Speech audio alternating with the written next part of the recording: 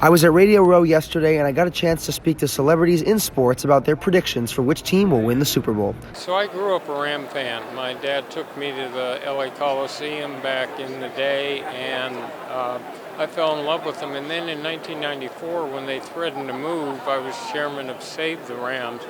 And we had 125 businessmen that were fighting hard, and we beat them in the first vote. So it's especially rewarding to have the team back, to have the Super Bowl back.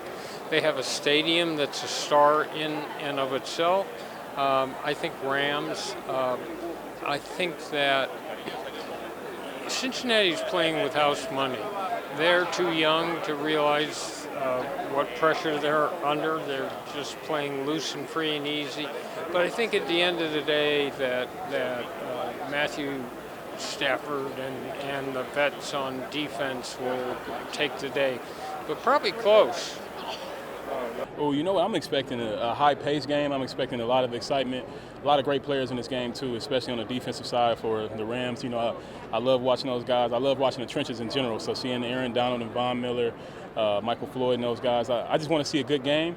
My prediction, it's tough, man, because I'm in LA now, but I want to see Joe Burrow smoke the cigar after the game. I think it's a fascinating matchup because we've never seen a Super Bowl with 2 4 seeds making it to the big game. I mean, there were times not only during the season when people would have said the Bengals will never get here, the Rams will never get here. There were times during the postseason when both of these teams might have been knocked out. I mean, remember, both of these teams were down double digits in their respective conference title games, and yet the resiliency and the star power has pushed them through, and one of them is going to be hoisting up the Lombardi Trophy. I think it's a great, fascinating matchup of quarterbacks and 2 teams and 2 franchises for that matter.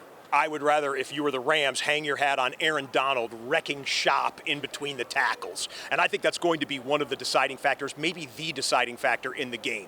Because we have seen the Cincinnati Bengals offensive line struggle in pass protection before, and we have seen Aaron Donald turn 300-pound grown men into toddlers out on football fields. He's playing in the biggest game of his life for the second time. I think he comes in and he could be a dark horse MVP candidate. I think Aaron Donald is the one player who might not touch the football in the game that will impact the outcome of the game.